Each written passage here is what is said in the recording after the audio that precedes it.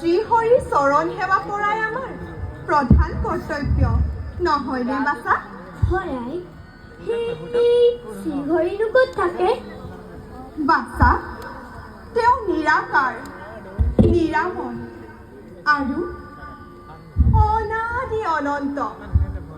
জগতৰ চাৰিমুঠি জীৱৰ জীৱনত প্ৰত্যেকৰে অন্তৰত তেওঁ বিৰাজমান হৈ থাকে।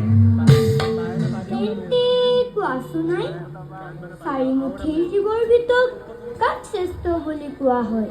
বাছা, মানৱেই হৈছে শ্ৰেষ্ঠ।